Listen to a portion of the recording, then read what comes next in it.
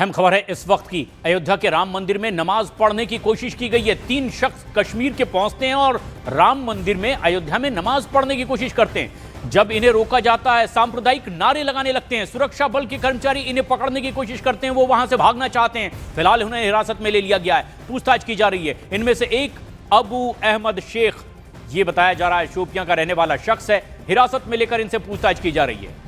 उमेश पुरी जी जूना अखाड़े के इस वक्त हमसे सीधे जुड़ रहे हैं। अयोध्या में आखिर इस तरह की हरकत क्यों, ये एक बड़ा सवाल भी है। उमेश पुरी जी, ये जो हरकत है, हालांकि अभी आधिकारिक तौर पर इन्वेस्टिगेशन एजेंसी ने नहीं कहा है कि आखिर इसके पीछे की मंशा क्या है। आपको क्या प्रतीत होता है, क्या और बात इसके पीछे की?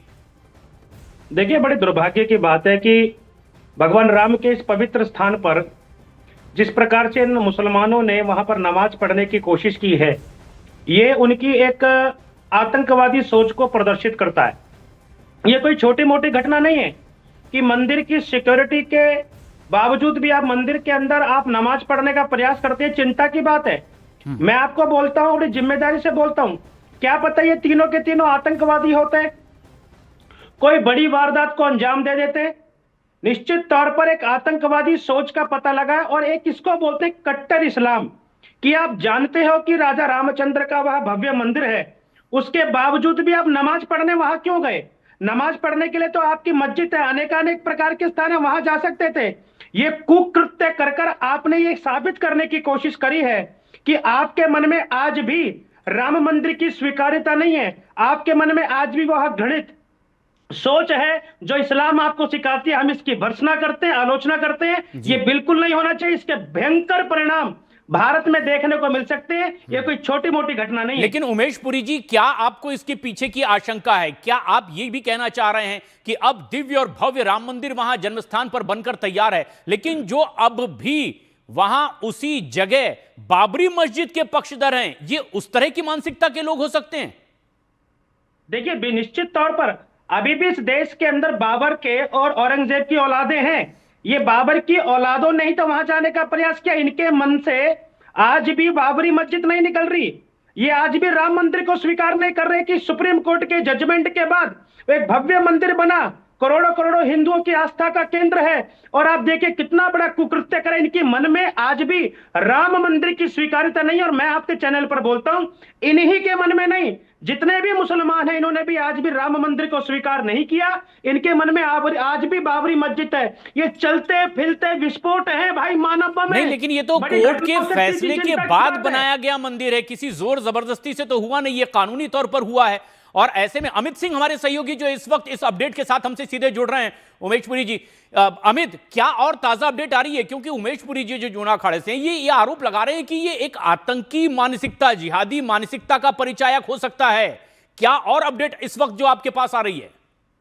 देखिए जो जानकारी मिलकर आ रही है, जो अब तक के पूछताछ में जो 55 साल का है अहमद शेख, इसने बताया है कि अयोध्या के पास इसे जाना था अजमेर से पहले अयोध्या में आया और अयोध्या में इसने नमाज पढ़ने की कोशिश की। इसके अलावा अभी ये भी क्लियर नहीं था कि अहमद शेख के साथ 2 और लोग हैं कि नहीं। फिलहाल जो जानकारी निकल कर आई है, अहमद शेख के बारे में जानकारी निकल कर आई है। इन्वेस्टिगेशन के दौरान जो जांच की गई है, इसके जेब से काजू और किशमिश भी बरामद किए गए हैं। लेकिन सवाल बड़ा है एजेंसी के सामने। इस वक्त इंटेलिजेंस ब्यूरो के भी अधिकारी जो है वो अंदर पूछताछ कर रहे हैं। लोकल पुलिस तो पूछताछ कर ही रही है। ये जानकारी हासिल करने की कोशिश की जा रही है, अगर उसका प्लानिंग था अजमेर जाने का, तो आखिरकार अयोध्या किस मकसद से आया था, क्या प्लानिंग था। अयोध्या अगर किसी प्लानिंग के साथ आया था तो किसी के कहने पर क्या वो आया था? क्योंकि जिस तरीके से वो अयोध्या में मुख्य जो श्रद्धालुओं का जो एंटर करने का जो मुख्य मार्ग है, वहां से एंटर करता है, मुख्य परकोटा पर पहुंचकर नमाज पढ़ने की कोशिश करता है। जैसे ही घुटने पे आता है, उसके बाद सुरक्षा कर्मी उसको पकड़ लेता है। सांप्रदायिक नारे लगाने की बात भी निकलकर सामने आ रही है। तो ऐसे में जो पुलिस फोर्स है, जो लोकल एजेंसीज हैं, वो लगातार पूछताछ करने की कोशिश कर रही हैं और लोकल एजेंसीज अभी भी डिटेन करके रखी हैं। और फिलहाल इसकी जो आइडेंटिटी है, उसके लिए कश्मीर से भी वेरीफाई कराई गई है। लेकिन पुलिस के सामने और एजेंसीज के सामने जो ये बड़ी चुनौती है, क्योंकि राम मंदिर के अंदर पहली बार इस तरीके से कोई एंटर करके नमाज पढ़ने की कोशिश और फिर सांप्रदायिक नारेबाजी की गई है। और ये पहली बार इस तरीके से हुआ है कि सांप्रदायिक नारे वहां लगाए गए। उमेश पुरी जी लगातार हमारे साथ बने हुए हैं। उमेश जी, आपने भी सुना हमारे सहयोगी किस तरह से अपडेट दे रहे हैं अयोध्या से कि वहां पर सांप्रदायिक नारा लगाने की कोशिश की गई। काजू किशमिश मिलना वैसे तो आम बात है, लेकिन क्या ये बड़ी तादाद में था? क्या किसी और तैयारी की ओर ये इशारा है? ये कई ऐसे सवाल हैं जो पूछताछ से ही पता चलेगा। लेकिन उमेश पुरी जी, क्या आपको लगता है इसके पीछे की वजह क्या है? किस तरह की आशंका आपके मन में? देखिए, प्रथम दृष्टया सब कुछ संकेत पता लगते हैं। आप देखिए, जब भी भारत के अंदर कोई आतंकवादी घटना होती है, उनके पास से ड्राई फ्रूट्स निकलता है, उनकी जेब में छुआरे किशमिश का ये लोग संग्रह करके रखते हैं। और इसके पास भी मिला और जम्मू कश्मीर से है।